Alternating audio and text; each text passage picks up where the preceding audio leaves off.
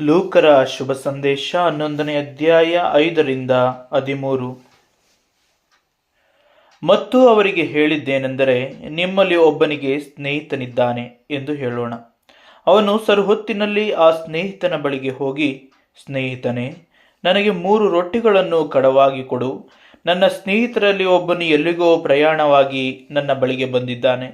ಅವನಿಗೆ ಊಟ ಮಾಡಿಸುವುದಕ್ಕೆ ನನ್ನಲ್ಲಿ ಏನೂ ಇಲ್ಲ ಎಂದು ಕೇಳಲು ಆ ಸ್ನೇಹಿತನು, ನನಗೆ ತೊಂದರೆ ಕೊಡಬೇಡ, ಈಗ ಕದ ಹಾಕಿ ಅದೆ, ನನ್ನ ಚಿಕ್ಕ ಮಕ್ಕಳು ನನ್ನ ಕೂಡ ಮಲಗಿದ್ದಾರೆ, ನಾನು ಎದ್ದು ನಿನಗೆ ಕೊಡುವುದಕ್ಕಾಗುವುದಿಲ್ಲ ಎಂದು ಒಳಗಿನಿಂದ ಉತ್ತರ ಕೊಟ್ಟರೂ ಕೊಡಬಹುದು. ಆದರೆ ಸ್ನೇಹದ ನಿಮಿತ್ತವಾಗಿ ಎದ್ದು ಕೊಡದೇ ಇದ್ದರೂ ಅವನ ಕಾಟದ ದೆಸೆಯಿಂದ ಎದ್ದು ಬಂದು ಕೇಳಿದಷ್ಟು ಅವನಿಗೆ ಕೊಡುವನೆಂದು ನಿಮಗೆ ಹೇಳುತ್ತೇನೆ. ಹಾಗೆಯೇ ನಾನು ನಿಮಗೆ ಹೇಳುವುದೇನೆಂದರೆ, ಬೇಡಿಕೊಳ್ಳಿರಿ, ನಿಮಗೆ ದೊರೆಯುವುದು, ಹುಡುಕಿರಿ, ನಿಮಗೆ ಸಿಕ್ಕುವುದು, ತಟ್ಟಿರಿ, ನಿಮಗೆ ತೆರೆಯುವುದು. ಯಾಕಂದರೆ ಬೇಡಿಕೊಳ್ಳುವ ಪ್ರತಿಯೊಬ್ಬನೂ ಹೊಂದುವನು, ಹುಡುಕುವವನಿಗೆ ಸಿಕ್ಕುವುದು, ತಟ್ಟುವವನಿಗೆ ತೆರೆಯುವುದು. ನಿಮ್ಮಲ್ಲಿ ತಂದೆಯಾದವನು ಮೀನನ್ನು ಕೇಳುವ ಮಗನಿಗೆ ಮೀನು ಕೊಡದೆ ಹಾವನ್ನು ಕೊಡುವನೇ? ಅಥವಾ ತತ್ತಿಯನ್ನು ಕೇಳಿದರೆ ಚೇಳನ್ನು ಕೊಡುವನೇ? ಹಾಗಾದರೆ ಕೆಟ್ಟವರಾದ ನೀವು ನಿಮ್ಮ ಮಕ್ಕಳಿಗೆ ಒಳ್ಳೆ ಪದಾರ್ಥಗಳನ್ನು ಕೊಡಬಲ್ಲವರಾದರೆ ಪರಲೋಕದಲ್ಲಿರುವ ನಿಮ್ಮ ತಂದೆಯು ತನ್ನನ್ನು ಬೇಡಿಕೊಳ್ಳುವವರಿಗೆ ಎಷ್ಟೋ ಹೆಚ್ಚಾಗಿ ಪವಿತ್ರಾತ್ಮವರವನ್ನು ಕೊಡುವನಲ್ಲವೇ ಅಂದನು. ಇಂದಿನ ವಾಕ್ಯ ನಮಗೆ ಪ್ರಾರ್ಥನೆಯೊಂದಿಗೆ ಮುಂದಿನ ಹೆಜ್ಜೆಗಳನ್ನು ಸ್ಪಷ್ಟವಾಗಿ ತಿಳಿಯಪಡಿಸ್ತಾ ಹೋಗ್ತದೆ. ನಾವು ತಂದೆಯಲ್ಲಿ ಬೇಡಿಕೊಳ್ಳುವುದಾದರೆ ನಮಗೆ ದೊರೆಯುತ್ತಾ, ಅದು ಹೇಗೆ ಅನ್ನೋದ್ರ ಬಗ್ಗೆ ಸ್ಪಷ್ಟವಾಗಿ ಹೇಳ್ತಾರೆ. ದೇವರು ಎಷ್ಟು ಒಳ್ಳೆಯವರು, ಹಾಗಿದ್ರೆ ಅವರು ನಮಗೆ ಏನೇನನ್ನ ಕೊಡಬಲ್ಲರು ಎನ್ನುವುದನ್ನು ತಿಳಿಯಪಡಿಸ್ತದೆ. ಮತ್ತು ನಮ್ಮ ಪ್ರಾರ್ಥನೆ ನಿರಂತರವಾಗಿರಬೇಕು ಎನ್ನುವುದನ್ನು ತಿಳಿಯಪಡಿಸ್ತದೆ. ನಮ್ಮಲ್ಲಿ ತಾಳ್ಮೆ ಹೆಚ್ಚಿರಬೇಕು, ನಮ್ಮನ್ನು ನಾವು ತಗ್ಗಿಸಿಕೊಳ್ಬೇಕು. ನಮ್ಮಲ್ಲಿ ಆ ತಾಳ್ಮೆಯಿಂದ ನಮ್ಮನ್ನು ತಗ್ಗಿಸಿಕೊಂಡು ನಂಬಿಕೆಯಿಂದ ನನ್ನ ತಂದೆ ಕೊಟ್ಟೇ ಕೊಡ್ತಾರೆ ಎನ್ನುವ ನಂಬಿಕೆಯಿಂದ ನಾವು ಹೋಗಿದ್ದೇ ಆದರೆ, ನಾವು ಬೇಡಿಕೊಂಡಿದ್ದೇ ಆದರೆ ಬೇಡಿಕೊಂಡಿದ್ದು ನಮಗೆ ದೊರೀತದೆ ಎನ್ನುವುದನ್ನು ಇಂದಿನ ವಾಕ್ಯ ನಮಗೆ ಸ್ಪಷ್ಟವಾಗಿ ಹೇಳಿಕೊಡ್ತದೆ. ಹಾಗಿದ್ರೆ ವಾಕ್ಯ ಏನು ಹೇಳ್ತದೆ ನೋಡೋಣ. ಮತ್ತು ಅವರಿಗೆ ಹೇಳಿದ್ದೇನೆಂದರೆ, ನಿಮ್ಮಲ್ಲಿ ಒಬ್ಬನಿಗೆ ಸ್ನೇಹಿತನಿದ್ದಾನೆ ಎಂದು ಹೇಳೋಣ. ಅವನು ಸರುಹೊತ್ತಿನಲ್ಲಿ ಆ ಸ್ನೇಹಿತನ ಬಳಿಗೆ ಹೋಗಿ, ಸ್ನೇಹಿತನೇ, ನನಗೆ 3 ರೊಟ್ಟಿಗಳನ್ನು ಕಡವಾಗಿ ಕೊಡು. ನನ್ನ ಸ್ನೇಹಿತರಲ್ಲಿ ಒಬ್ಬನು ಎಲ್ಲಿಗೋ ಪ್ರಯಾಣವಾಗಿ ನನ್ನ ಬಳಿಗೆ ಬಂದಿದ್ದಾನೆ. ಅವನಿಗೆ ಊಟ ಮಾಡಿಸುವುದಕ್ಕೆ ನನ್ನಲ್ಲಿ ಏನೂ ಇಲ್ಲ ಎಂದು ಕೇಳಲು ಆ ಸ್ನೇಹಿತನು, ನನಗೆ ತೊಂದರೆ ಕೊಡಬೇಡ, ಈಗ ಕದ ಹಾಕಿ ಅದೆ, ನನ್ನ ಚಿಕ್ಕ ಮಕ್ಕಳು ನನ್ನ ಕೂಡ ಮಲಗಿದ್ದಾರೆ, ನಾನು ಎದ್ದು ನಿನಗೆ ಕೊಡುವುದಕ್ಕಾಗುವುದಿಲ್ಲ ಎಂದು ಒಳಗಿನಿಂದ ಉತ್ತರ ಕೊಟ್ಟರೂ ಕೊಡಬಹುದು. ಆದರೆ ಸ್ನೇಹದ ನಿಮಿತ್ತವಾಗಿ ಎದ್ದು ಕೊಡದೇ ಇದ್ದರೂ ಅವನ ಕಾಟದ ದೆಸೆಯಿಂದ ಎದ್ದು ಬಂದು ಕೇಳಿದಷ್ಟು ಅವನಿಗೆ ಕೊಡುವನೆಂದು ನಿಮಗೆ ಹೇಳುತ್ತೇನೆ. ಏನು ಹೇಳ್ತಾರೆ ನೋಡಿ, ಎಷ್ಟು ಸ್ಪಷ್ಟವಾಗಿ ಪ್ರಭೇಸ್ ಹೇಳ್ತಾರೆ ಅಂದರೆ, ತಂದೆಯಾದ ದೇವರನ್ನ ನೀವು ಕೇಳ್ಕೊತೀರಿ, ಕೇಳಿದ ತಕ್ಷಣ ಸುಮ್ಮನೆ ಆಗಬೇಡಿ, ಕೊಡುವ ತನಕ ಬಿಡದೆ ಪ್ರಾರ್ಥಿಸಿರಿ. ಏನ್ ಹೇಳ್ಕೊಡ್ತಾ ಇದ್ದಾರೆ? ಕೊಡುವ ತನಕ ಬಿಡದೆ ಪ್ರಾರ್ಥಿಸಿರಿ. ಆ ಸ್ನೇಹಿತ ಏನ್ ಮಾಡ್ತಾನೆ? ಕೇಳಿಸ್ಕೊಂಡು ಏನ್ ಹೇಳ್ತಾನೆ? ನಾನೀಗ ಮಲಗಿದ್ದೀನಿ, ನನ್ನ ಜೊತೆಗೆ ಮಕ್ಕಳು ಮಲಗಿದ್ದಾರೆ, ನಾನು ಅವರು ಮಲಗಿರುವಾಗ ಅವರನ್ನು ಬಿಟ್ಟು ನಾನು ಎದ್ದು ಬಂದ್ರೆ ಮಕ್ಕಳು ಎದ್ದೇಳ್ತವೆ, ಈಗ ಕೊಡಕ್ಕಾಗಲ್ಲ ಅಂತ ಹೇಳ್ಬೋದು ಅಲ್ವಾ? ಆದರೆ ಸ್ನೇಹದ ನಿಮಿತ್ತ ಕೊಡದೆ ಹೋದ್ರೂ ನೀವು ಕೊಡ್ತಿರಲ್ಲ ಕಾಟ, ಅದರಿಂದಾದ್ರೂ ಕೊಟ್ಟೇ ಕೊಡ್ತಾರೆ ಎನ್ನುವುದನ್ನ. ಅಂದರೆ ನೀವು ಸದಾ ನಿಮ್ಮ ಜೀವಿತದಲ್ಲಿ ನೀವು ಹೇಗಿರ್ತಿರೋ ಅದು ಲೆಕ್ಕಕ್ಕೆ ಇಲ್ಲ. ಆದರೆ ತಂದೆ ಹತ್ರ ಅಂತ ಅಂದಾಗ ನೀವು ಹಠವಿಡಿದು ಪಡೆದುಕೊಳ್ಳುವಷ್ಟು ನಿಮಗೆ ಅಧಿಕಾರ ಇದೆ. ನೀವು ಮಕ್ಕಳು, ನಾವೇನಾಗಿದ್ದೀವಿ? ತಂದೆಯಾದ ದೇವರಿಗೆ ಮಕ್ಕಳಾಗಿದ್ದೇವೆ. ನಾವೇನು ಮಾಡಬೇಕು? ತಂದೆ ಹತ್ರ ನನಗೆ ಬೇಕು ಸ್ವಾಮಿ, ನನಗೆ ಕೊಡು. ನಮ್ಮ ಪ್ರಾರ್ಥನೆ ವಿಜ್ಞಾಪನೆಗಳನ್ನು ನಾವು ಕಂಟಿನ್ಯೂಸ್ ಆಗಿ ಮಾಡುವವರಾಗಿರ್ಬೇಕು. ನಮ್ಮ ಯಾವುದೇ ವಿಚಾರ ಇದ್ದರೂ ಅದರ ಬಗ್ಗೆ ನಾವು ಪ್ರಾರ್ಥಿಸುವಾಗ ನಿರಂತರ ಪ್ರಾರ್ಥನೆ ಮಾಡುವುದನ್ನು ನಾವು ಅಭ್ಯಸಿಸಿಕೊಳ್ಬೇಕು. ನನ್ನ ತಂದೆ ಕೊಟ್ಟೇ ಕೊಡ್ತಾರೆ ಎನ್ನುವ ನಂಬಿಕೆ ಬಲವಾಗಿರಬೇಕು. ಜೊತೆಗೆ ನಾವು ಯಾವತ್ತೂ ಕೂಡ ಒಂದ್ಸರಿ ಕೇಳಿದ್ದೀನಿ ದೇವ್ರು ಕೊಡೋದಿಲ್ವಾ, ಮತ್ತೆ ಏನು ಕೇಳೋದೇನು, ಈ ಆಲೋಚನೆ ಬಿಟ್ಬಿಡಿ. ಯಾವಾಗಲೂ ನನ್ನ ತಂದೆ ಹತ್ರ ನಾನು ಕೇಳ್ತಾ ಇದ್ದೀನಿ. ತಂದೆ ಹತ್ರ ನಾಚಿಕೆ ಪಡೋದಾಗಲಿ ಅಥವಾ ನಮ್ಮ ಈಗೋ ಅಹಂಕಾರ ತೋರಿಸೋದಾಗಲಿ, ನಾನತ್ವ ತೋರಿಸೋದಾಗಲಿ ಅದೆಲ್ಲ ಇರಬಾರ್ದು. ತಂದೆಯೊಂದಿಗೆ ಪ್ರೀತಿ ಇರಬೇಕು, ಬಾಂಧವ್ಯ ಇರಬೇಕು. ಅಪ್ಪ ನನಗೆ ಬೇಕು ಅಂತ ಕೇಳುವಂತಹ ಅಧಿಕಾರ ನಿಮಗಿದೆ. ನೀವು ಕೇಳುವಂಥವರಾಗಬೇಕು. ಆ ಕೇಳುವಾಗ ಅದರಲ್ಲಿ ವಿಧೇಯತ್ವ ಇರಬೇಕು. ಯಾಕೆಂದರೆ ನಾವು ತಂದೆಗೆ ಮಕ್ಕಳಾಗಿದ್ದೇವೆ, ನಾವು ತಂದೆಯಲ್ಲ. ಹಾಗಾಗಿ ಮಕ್ಕಳು ತಂದೆ ಹತ್ರ ವಿಧೇಯತ್ವದಿಂದ, ಗೌರವಾನ್ವಿತ ಸ್ಥಾನದಲ್ಲಿರುವ ತಂದೆಯನ್ನ ಗೌರವದಿಂದಲೇ ಕೇಳುವವರು ಆಗಿರಬೇಕು. ಅದಕ್ಕೆ ಮುಂದಿನ ವಾಕ್ಯ ಹೇಳ್ತದೆ, ಹಾಗೆಯೇ ನಾನು ನಿಮಗೆ ಹೇಳುವುದೇನೆಂದರೆ, ಬೇಡಿಕೊಳ್ಳಿರಿ ನಿಮಗೆ ದೊರೆಯುವುದು, ಹುಡುಕಿರಿ ನಿಮಗೆ ಸಿಕ್ಕುವುದು, ತಟ್ಟಿರಿ ನಿಮಗೆ ತೆರೆಯುವುದು. ಏನು ಹೇಳ್ತಾರೆ ನೋಡಿ, ಬೇಡಿಕೊಳ್ಳಿರಿ ನಿಮಗೆ ದೊರೆಯುವುದು. ನೀವೇನು ಮಾಡಬೇಕು? ಬೇಡ್ಕೊಳ್ಬೇಕು, ಬೇಡಬೇಕು. ಬೇಡುವುದು ಅಂದರೆ ನಮಗೆ ಗೊತ್ತು ಅಲ್ವಾ, ನಾವು ಕೇಳ್ತಾನೇ ಇರಬೇಕು ನಮಗೆ ಅಗತ್ಯಗಳನ್ನು, ಅವಾಗ ನಮಗೆ ದೇವರು ನಮಗೆ ಒದಗಿಸಿ ಕೊಟ್ಟೇ ಕೊಡ್ತಾರೆ. ಹುಡುಕಿರಿ ಅಂದರೆ ಯಾವುದೋ ವಿಚಾರವಾದ್ರೂ ಕೂಡ ನೀವು ಹುಡುಕಬೇಕು, ನಿಮ್ಮಲ್ಲಿ ಆ ಶ್ರಮ ಇರಬೇಕು, ನೀವು ಹುಡುಕ್ಬೇಕು. ಹುಡುಕುತ್ತಾ ಈಗ ಏನಾಗ್ಬಿಟ್ಟಿದೆ ಪ್ರಪಂಚ ಅಂದರೆ, ನಾವು ಒಂದ್ಸರಿ ಮಾಡಕ್ ಹೋಗ್ತೀವಿ, ಆಗ್ಲಿಲ್ಲ ಅಂದ್ರೆ ಅದು ನಂದಲ್ವೇ ಅಲ್ಲ, ನಾವು ಅದನ್ನು ಎಷ್ಟೇ ಮಾಡಿದ್ರು ಅದು ನನಗೆ ಸಿಕ್ಕೋದಿಲ್ಲ ಅನ್ನೋ ಆಲೋಚನೆಗೆ ಬರ್ತೀವಿ. ಆದರೆ ಅದೆಲ್ಲ ಸತ್ಯ ಜೀವಿತ ಏನು ಅಂದರೆ, ನೀವು ಹುಡುಕುವುದನ್ನು, ಪ್ರಯಾಸವನ್ನು ನಿರಂತರವಾಗಿಡಬೇಕು, ಪ್ರಾರ್ಥನೆ ನಿರಂತರವಾಗಿರಬೇಕು, ಪ್ರಯಾಸ ನಿರಂತರವಾಗಿರಬೇಕು ಅನ್ನೋದನ್ನು ಹೇಳ್ತಾರೆ.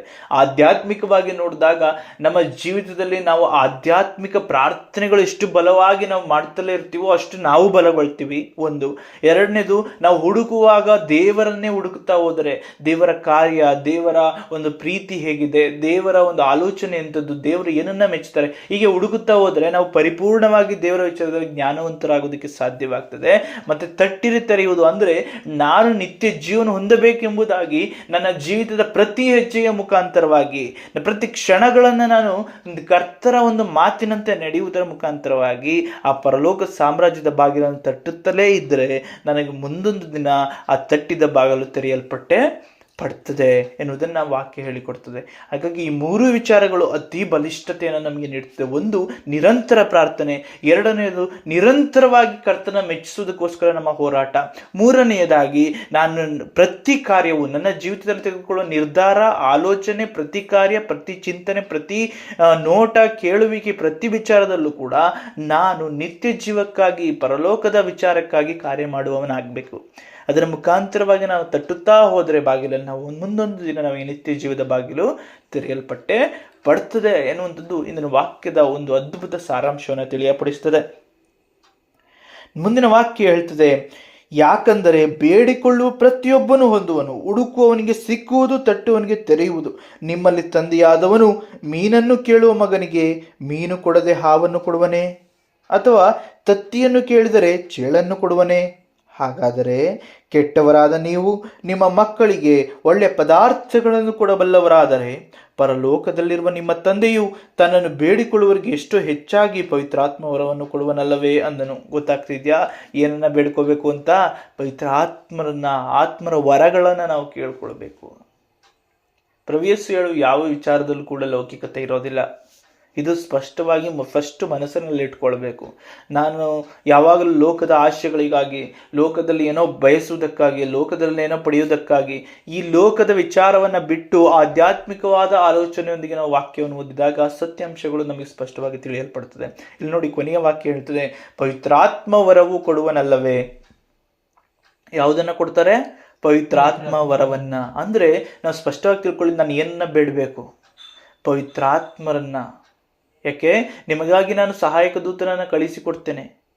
ಅವರು ನಿಮಗೆ ನೀವು ಏನು ಮಾಡಬೇಕು, ಏನು ಹೇಳಬೇಕು, ಏನು ಒದ್ದುಕೊಳ್ಳಬೇಕು, ಎಲ್ಲಿಗೆ ಹೋಗಬೇಕು ಎಲ್ಲವನ್ನ ಅವರೇ ಹೇಳಿಕೊಡ್ತಾರೆ. ಯಾರು ಹೇಳಿದ್ರು? ಪ್ರಭು ಯೇಸು ಕ್ರಿಸ್ತರೇ ಹೇಳ್ತಾರೆ ಅಲ್ವಾ? ಯಾರಿಗೆ? ಶಿಷ್ಯರಿಗೆ. ಹಾಗಿದ್ರೆ ಪ್ರಭು ಯೇಸು ಸ್ಪಷ್ಟವಾಗಿ ಹೇಳ್ತಾರೆ, ನಿಮ್ಮ ಇಡೀ ಜೀವಿತವನ್ನ ಏನು ಮಾಡಬೇಕು, ಏನು ಮಾತಾಡಬೇಕು, ಎಲ್ಲಿಗೆ ಹೋಗ್ಬೇಕು, ಏನು ಮಾಡಬೇಕು, ಯಾವ ರೀತಿ ಜೀವನ ಬಿಡಬೇಕು, ಎಲ್ಲವನ್ನ ಆತ್ಮರು ಹೇಳ್ಕೊಡ್ತಾರೆ. ಆ ಆತ್ಮರನ್ನ ನೀವು ಬೇಡಿಕೊಳ್ಳ್ರಿ. ನಾವು ಯಾರನ್ನ ಬೇಡಿಕೊಳ್ಬೇಕು? ಆತ್ಮರನ್ನ. ಅವ್ರು ಏನು ಮಾಡ್ತಾರೆ ಅಂದರೆ, ಕಷ್ಟದ ಸಮಯ, ದುಃಖದ ಸಮಯ, ವೇದನೆಯ ಸಮಯ, ನರಳಾಟದ ಸಮಯ, ಸಂತೋಷದ ಸಮಯ, ಎಲ್ಲ ಸಮಯದಲ್ಲಿಯೂ ಕೂಡ ನಮಗೆ ಸಮತೋಲನವನ್ನು ರೂಪಿಸಿ ಕೊಡ್ತಾರೆ. ನಾವು ಉತ್ತಮವಾಗಿ ಅವುಗಳನ್ನೆಲ್ಲ ಪಾರು ಮಾಡಿ ಹೋಗಲು, ಎಲ್ಲವನ್ನು ಸಂಭ್ರಮಿಸಲು, ಎಲ್ಲದರಲ್ಲಿಯೂ ದೇವರನ್ನು ಸ್ತುತಿಸಲು, ವಂದಿಸಲು, ಆರಾಧಿಸಲು, ದೇವರಲ್ಲಿ ಐಕ್ಯಗೊಂಡಿರಲು ಸ್ಥಿರವಾದ ಜೀವಿತವನ್ನು ರೂಪಿಸಿ ಕೊಡ್ತಾರೆ. ಅವರ ಬಗ್ಗೆ ಪೌಲರು ಸ್ಪಷ್ಟವಾಗಿ ಹೇಳ್ತಾರೆ. ಯಾರ ಬಗ್ಗೆ? ಪವಿತ್ರಾತ್ಮರ ಬಗ್ಗೆ. ಅವರು ಎಲ್ಲಿಯವರೆಗೆ ನಮ್ಮ ಜೊತೆ ಇರ್ತಾರೆ ಅಂದರೆ, ನಾವು ಸತ್ತಿದ ತಕ್ಷಣ ಬಿಟ್ಟಾಗಲ್ಲ. ಅವ್ರು ಎಲ್ಲಿ ತನಕ ಇರ್ತಾರೆ ಅಂದರೆ, ಅವರು ಒಂದು ಸಾರಿ ಬಂದ ಮೇಲೆ ನಾವು ತಂದೆಯು ನಮ್ಮಲ್ಲಿಯೂ ನೆಲೆಗೊಳ್ಳುವವರೆಗೂ, ನಾವು ನಿತ್ಯ ಜೀವನ ಹೊಂದುವವರೆಗೂ ನಮ್ಮೊಂದಿಗೆ ಇರ್ತಾರೆ ಅಂತ ಬರೆಯಲ್ಪಡ್ತದೆ. ಪೌಲರು ಅಂತ ಅದ್ಭುತವಾದ ವಾಕ್ಯವನ್ನು ಬರೀತಾರೆ. ಆದರೆ ಪವಿತ್ರಾತ್ಮರು ಮಧ್ಯದಲ್ಲಿ ಬಿಟ್ಟು ಹೋಗುವವರಲ್ಲ. ಅವರು ಬಂದ ಮೇಲೆ ಅವರು ನಮ್ಮನ್ನು ಸ್ಥಿರಪಡಿಸ್ತಾರೆ ಮತ್ತು ಕರ್ತನಲ್ಲಿ ನೆಲೆಗೊಳಿಸ್ತಾರೆ ಮತ್ತು ನಿತ್ಯ ಜೀವನ ಹೊಂದುವಂತೆ ಮಾಡ್ತಾರೆ. ಹಾಗಾಗಿ ಆತ್ಮರನ್ನ ಕೇಳಿಕೊಳ್ಬೇಕು, ಕಂಟಿನ್ಯೂಸ್ ಆಗಿ ನಾವು ಬೇಡಿಕೊಳ್ಬೇಕು, ನಮಗೆ ಬೇಕು, ನಮಗೆ ಕೊಡಿ ಅಂತ. ಅರ್ಥ ಆಗ್ತಿದೆ ಅಲ್ವಾ? ಮತ್ತೆ ಎಂಥ ಅದ್ಭುತವಾದ ವಿಚಾರವನ್ನು ಹೇಳ್ತಾರೆ ಪ್ರಭು ಯೇಸು ಕ್ರಿಸ್ತರು ಅಂತಂದ್ರೆ, ತಂದೆ ಮಕ್ಕಳಿಗೆ ಏನು ಕೊಡ್ತಾರೆ? ಇಲ್ಲಿ ಹೇಳ್ತಾರೆ, ಮೀನನ್ನು ಕೇಳುವ ಮಗನಿಗೆ ಮೀನನ್ನು ಕೊಡದೆ ಹಾವನ್ನು ಕೊಡುವನೆ. ಎಷ್ಟು ಚೆನ್ನಾಗಿ ಹೇಳಿದ್ರು ನೋಡಿ. ಮಕ್ಕಳು ಮೀನು ಕೇಳ್ತಾ ಇದ್ದಾವೆ, ಅವಕ್ಕೆ ಹಾವು ಕೊಡ್ತಾರ? ಮೊಟ್ಟೆ ಕೇಳಿದ್ರೆ ಚೇಳು ಕೊಡ್ತಾರ? ಇಲ್ಲ. ತಂದೆ ತನ್ನ ಮಕ್ಕಳಿಗೆ ಉತ್ತಮವಾದದನ್ನೇ ತಂದು ಕೊಡ್ತಾರೆ. ಹಾಗಿರ್ಬೇಕಾದ್ರೆ ಪರಲೋಕದ ತಂದೆ, ಕೆಟ್ಟವರಾದ ನೀವೇ ಇಷ್ಟು ಮಾಡಬೇಕಾದ್ರೆ ಪರಲೋಕದ ತಂದೆ ಇನ್ನೆಷ್ಟು ಮಾಡ್ಬೋದು, ಎಷ್ಟು ಪವಿತ್ರಾತ್ಮವರವನ್ನು ನಿಮಗೆ ಕೊಡಬಲ್ಲನಲ್ಲವೇ ಅಂತ ಹೇಳ್ತಾರೆ. ಹಾಗಾಗಿ ಸಮೃದ್ಧಿ ಅಂತಕ್ಕಂಥದ್ದು ಏನು, ಸಂತೃಪ್ತಿ ಅಂತಕ್ಕಂಥದ್ದೇನು, ಸಂತೋಷ ಅಂತಕ್ಕಂಥದ್ದೇನು, ಸಮಾಧಾನ ಅಂತಕ್ಕಂಥದ್ದೇನು, ಈ ಎಲ್ಲ ವಿಚಾರಗಳ ಪರಿಪೂರ್ಣತೆ ನಮಗೆ ಅರಿಬೇಕು ಅಂದರೆ ಆತ್ಮರು ಬೇಕು ನಮಗೆ. ನಮ್ಮ ಹೃದಯ ಸಂತೋಷದಿಂದ ಇರಬೇಕು, ಸಮಾಧಾನದಿಂದ ಇರಬೇಕು, ಕುಟುಂಬಗಳು ಕಟ್ಟಲ್ಪಡಬೇಕು, ಜೀವಿತಗಳು ರೂಪಿಸಲ್ಪಡಬೇಕು, ಬದುಕು ಸರಾಗವಾಗಿ ಜರುಗಬೇಕು, ಸಮಾಧಾನದ ಬದುಕು ರೂಪುಗೊಳ್ಳಬೇಕು, ನಿತ್ಯ ಜೀವದೆಡೆಗೆ ಈ ಕುಟುಂಬಗಳು ಕಟ್ಟಲ್ಪಡ್ತಾ ಕರ್ತನ ನಾಮ ಮಹಿಮೆಗಾಗಿ ಸಿದ್ಧವಾಗಬೇಕು. ಎಂಥ ಅದ್ಭುತವಾದ ಕುಟುಂಬ ಜೀವಿತಗಳು ರೂಪುಗೊಳ್ಳಬೇಕಂದ್ರೆ ಅಲ್ಲಿ ಸಂಪೂರ್ಣವಾಗಿ ಆತ್ಮರ ಬಲ ನೆಲೆಯಾಗಿರಬೇಕು. ಶಿಷ್ಯರನ್ನ ಎಲ್ಲರೂ ಎದುರಿಸಿದ್ರು. ಶಿಷ್ಯರು ಕೂಡ ಪ್ರಭು ಯೇಸುವನ್ನು ಹಿಡ್ಕೊಂಡು ಹೋದಾಗ ಅವ್ರಿಗೆ ಹೆದರ್ಕೊಂಡು ಓಡಿ ಬಂದ್ಬಿಟ್ರು ಅಲ್ವಾ? ಅವ್ರು ಹೋಗಿ ಎಲ್ಲರೂ ಕೂಡ ಪಂಚಶತಮ ದಿನದಂದು ಒಂದು ಕೋಣೆಯಲ್ಲಿದ್ದರೆ ಅಲ್ಲಿ ಅವರಿಗೆ ಸಿಕ್ಕ ಬಲ ಏನು, ಅವ್ರಿಗೆ ಸಿಕ್ಕ ದೊಡ್ಡ ಶಕ್ತಿ ಏನು ಅಂತಂದ್ರೆ, ಅವ್ರಿಗೆ ಸಿಕ್ಕ ದೊಡ್ಡ ಶಕ್ತಿಯೇ ಆತ್ಮರು. ಯಾರು? ಆತ್ಮರು ಸಿಗ್ತಾರೆ. ಆ ಆತ್ಮರ ಬಲವೇ ಅವತ್ತು ಅವರನ್ನ ಇಷ್ಟು ದೊಡ್ಡ ಪ್ರಮಾಣದಲ್ಲಿ ಯೇಸು ಕ್ರಿಸ್ತರ ಹಿಂಬಾಲಕರು ಇಷ್ಟು ಜನ ರೂಪುಗೊಳ್ಳೋದಿಕ್ಕೆ ಅವರನ್ನ ಒಂದು ದೊಡ್ಡ ದೊಡ್ಡ ನಾಯಕರನ್ನಾಗಿ ಸಿದ್ಧಪಡಿಸ್ತದೆ. ಹೌದಲ್ವಾ? ಅವ್ರು ಎಲ್ಲ ಕಡೆ ಹೋಗ್ತಾರೆ, ಓದಲ್ಲೆಲ್ಲ ಅವರಲ್ಲಿ ಅದ್ಭುತಗಳು, ಸೂಚಕ ಕಾರ್ಯಗಳು ಕಂಟಿನ್ಯೂಸ್ ಆಗಿ ಜರುಗ್ತವೆ. ಅವರನ್ನ ಎದುರಿಸಿದಂತೆ ಎಲ್ಲ ಜನರ ಮುಂದೆ ಸ್ಥಿರವಾಗಿ ನಿಲ್ಲುವ ಸಾಮರ್ಥ್ಯ ಅವರಿಗೆ ಬರ್ತದೆ. ಅವ್ರು ಮಾತನಾಡುವ ಸಾಮರ್ಥ್ಯವನ್ನು ಹೊಂದಿಕೊಳ್ತಾರೆ. ಪ್ರತಿ ಜಾಗಗಳು ನಾನು ಯಾವಾಗ ಎಲ್ಲಿ ಹೋಗಬೇಕು, ಏನನ್ನ ಮಾತಾಡಬೇಕು, ಯಾವ ರೀತಿಯಲ್ಲಿ ಇರಬೇಕು, ಏನನ್ನು ಒದ್ದುಕೊಳ್ಳಬೇಕು, ಪ್ರತಿಯೊಂದನ್ನು ಆತ್ಮರು ಹೇಳ್ಕೊಡ್ತಾರೆ. ಅಂದ್ರೆ ಅವರ ಜೀವಿತದ ಸಂಪೂರ್ಣ ಭಾರವನ್ನ ಪವಿತ್ರಾತ್ಮರು ಹೊತ್ಕೋತಾರೆ. ಹಾಗಿದ್ರೆ ನಮ್ಮ ಇಡೀ ಜೀವಿತ ಭಾರ ಅನ್ನಿಸ್ತಾ ಇದೆಯಾ? ಸೋತವರಾಗಿದ್ದೇವಾ? ಶೂನ್ಯರಾಗಿದ್ದೇವಾ? ಏಕಾಂಗಿಗಳಾಗಿ ನರಳುತ್ತಾ ಇದ್ದೀವ? ಆಲೋಚನೆ ಚಿಂತನೆಗಳಿಂದ ಪ್ರತಿದಿನದ ಹೆಜ್ಜೆ ಜಾಡನ್ನ ನಾವು ಅರ್ಥ ಮಾಡ್ಕೊಳಕ್ಕಾಗ್ದೇನೆ ನಾಳೆಯ ದಿನದ ಚಿಂತೆ, ನಾಡಿದ ದಿನ ಚಿಂತೆ, ನಮ್ಮ ಜೀವಿತ ಏನಪ್ಪ, ನಮ್ಮ ಕುಟುಂಬ ಏನಪ್ಪ, ಏನು ಎಷ್ಟೋ ಚಿಂತೆಗಳಿಂದ ನರಳಾಡ್ತಾ ಇದ್ದೀರಾ? ಹಾಗಿದ್ರೆ ಆತ್ಮರ ಬಲಕ್ಕಾಗಿ ಪ್ರಾರ್ಥಿಸಿರಿ. ಯಾಕಂದ್ರೆ ಏನು ಮಾಡಬೇಕು, ಏನು ನುಡಿಬೇಕು, ಎಲ್ಲಿಗೆ ಹೋಗಬೇಕು, ಎಲ್ಲವನ್ನ ಅವರೇ ನೋಡಿಕೊಳ್ತಾರೆ. ಯಾರು? ಆತ್ಮರು. ಹಾಗಾಗಿ ಆ ಆತ್ಮರಿಗಾಗಿ ಪ್ರಾರ್ಥಿಸೋಣ. ಆತ್ಮರ ಮುಖಾಂತರವಾಗಿ ಪ್ರತಿಯೊಂದನ್ನು ಪಡೆದುಕೊಳ್ಳುತ್ತಾ ಸಮಾಧಾನದ ಜೀವಿತಗಳನ್ನು ಹೊಂದಿಕೊಳ್ಳುತ್ತಾ ಮತ್ತು ಸಂತೃಪ್ತಿಯ ಜೀವಿತ, ಸರಾಗ ಜೀವಿತವನ್ನು ಹೊಂದಿಕೊಳ್ಳುತ್ತಾ ಹಗುರವಾದ ಜೀವಿತವನ್ನು ಹೊಂದಿಕೊಳ್ಳುವ ಕಡೆಗೆ ನಮ್ಮ ಜೀವಿತವನ್ನು ಸಾಗಿಸೋಣ. ದಯಾಮಯ ದೇವರು ನಮಗೆಲ್ಲರಿಗೂ ಕೂಡ ಆತ್ಮರ ಬಲದಿಂದ ನಮ್ಮನ್ನು ತುಂಬಿಸಲಿ. ನಮ್ಮನ್ನು ಸಂತೃಪ್ತಿಯ ಕಡೆಗೆ, ಕ್ರಿಸ್ತನ ವಾಕ್ಯದ ನೆಲೆಯಲ್ಲಿ ನಮ್ಮ ಜೀವಿತವು ನಿತ್ಯ ಜೀವನ ಹೊಂದುವ ಕಡೆಗೆ ನಡೆಸಲಿ ಎಂಬುದಾಗಿ ಪ್ರಾರ್ಥಿಸೋಣ. ಆಮೇನ್. ಪ್ರೀತಿ ಸ್ವರೂಪನಾದ ತಂದೆಯೇ, ಕೃಪಾಳ ದೇವನೇ, ಕರುಣಿಸುವ ಆತನೇ, ಜೀವದಾಯಕನೇ, ಇಂಥ ಅದ್ಭುತ ಕ್ಷಣವನ್ನು ನಮಗೆ ಒದಗಿಸಿಕೊಟ್ಟಿರಿ. ಈ ಅದ್ಭುತ ಕ್ಷಣಗಳು ಕೇವಲ ಅದ್ಭುತ ಕ್ಷಣಗಳಲ್ಲ, ಅವು ಜೀವಿತವನ್ನು ರೂಪಿಸುವಂಥ ಅತಿ ಉನ್ನತವಾದಂತಹ ಸಮಯ. ಈ ಸಮಯವು ನಮ್ಮನ್ನ ನಿಮ್ಮೆಡೆಗೆ ಬರುವಂತಹ ಒಂದು ದಿಕ್ಕನ್ನು ತಿಳಿಯಪಡಿಸ್ತದೆ. ನಾವು ಬೇಡುವಾಗ ನಿಜವಾಗಿಯೂ ಆತ್ಮರ ಬಲಕ್ಕಾಗಿ ಬೇಡಬೇಕು, ಕೇಳಿಕೊಳ್ಬೇಕು ಎನ್ನುವುದನ್ನ ಹೇಳಿಕೊಡ್ತಾ ಇದ್ದಾರೆ. ಹೌದು ಸ್ವಾಮಿ, ಈ ಲೋಕದಲ್ಲಿ ನಾವು ಕೇಳಿಕೊಳ್ಳುವಾಗ ಒಂದು ಸರಿ ಕೇಳಿ ದೇವರು ಕೊಡ್ಲಿಲ್ಲ ಅಂತ ಅಂದ್ಬಿಟ್ಟು ನಾವು ಬೇಜಾರಾಗೋದಲ್ಲ. ನಿರಂತರ ಪ್ರಾರ್ಥನೆ ಮಾಡಬೇಕು. ಎನ್ನುವುದನ್ನು ಇಂದಿನ ವಾಕ್ಯದ ಮೂಲಕ ತಿಳಿಯಪಡಿಸಿದ್ದೀರಿ. ಪ್ರಾರ್ಥನೆಗೆ ಒಂದು ಶಕ್ತಿ ಇದೆ, ಒಂದು ಬಲ ಇದೆ. ಅದನ್ನು ತಿಳಿದುಕೊಳ್ಳಿ, ನಿರಂತರವಾಗಿ ಪ್ರಾರ್ಥಿಸಿರಿ, ನಿರಂತರವಾಗಿ ಕೆಲಸ ಮಾಡಿ, ನಿರಂತರವಾಗಿ ಓಡಿರಿ. ನಿಮ್ಮ ಜೀವಿತದಲ್ಲಿ ಯಶಸ್ಸು ದೊರೆಯುತ್ತದೆ. ನಿಮ್ಮ ಜೀವಿತದಲ್ಲಿ ಅಗತ್ಯವಾದ ಆತ್ಮರ ಬಲ ನಿಮಗೆ ದೊರೆಯುತ್ತದೆ. ಆ ಆತ್ಮರ ಬಲವು ನಿಮ್ಮನ್ನ ಸೌಖ್ಯವಾಗಿಯೂ ಸುಕ್ಷೇಮವಾಗಿಯೂ ಸಂತೃಪ್ತವಾಗಿಯೂ ಮುನ್ನಡೆಸುತ್ತದೆ ಎಂಬುದನ್ನು ವಾಕ್ಯದ ಮೂಲಕ ತಿಳಿಯಪಡಿಸಿ, ಹಗುರವಾದ ಭಾರವಿಲ್ಲದಂತಹ ಬದುಕನ್ನ ಹೊಂದಿಕೊಳ್ಳುವಂತಹ ಅದ್ಭುತವಾದಂತಹ ಶಿಕ್ಷಣವನ್ನು ನಮಗಿನ್ನು ಇಂದಿನ ದಿನ ಅನುಗ್ರಹಿಸಿದ್ದೀರಿ. ಈ ಅದ್ಭುತ ಶಿಕ್ಷಣದಲ್ಲಿ ನಾವು ನಿರಂತರವಾಗಿ ಜೀವಿಸಲು ಆತ್ಮರ ಬಲದಿಂದ ನಮ್ಮನ್ನು ತುಂಬಿಸಿರಿ, ಅಭಿಷೇಕಿಸಿರಿ. ಸಪ್ತ ವರಗಳಿಂದ ನಮ್ಮನ್ನು ಸಂತೃಪ್ತಿಪಡಿಸಿ ನಮ್ಮ ಜೀವಿತವು ನಿಮ್ಮಲ್ಲಿ ಬಂದು ಸೇರುವ ಸೌಭಾಗ್ಯದ ಬದುಕು ನಮ್ಮದಾಗಲಿ ಎಂಬುದಾಗಿ ಪ್ರಭು ಯೇಸು ಕ್ರಿಸ್ತನ ಮುಖಾಂತರವಾಗಿ ಸೇನಾಧೀಶ್ವರನಾದ ಕರ್ತರಾದ ನಿಮ್ಮನ್ನು ಪ್ರಾರ್ಥಿಸುತ್ತೇವೆ ತಂದೆಯೇ. ಆಮೇನ್.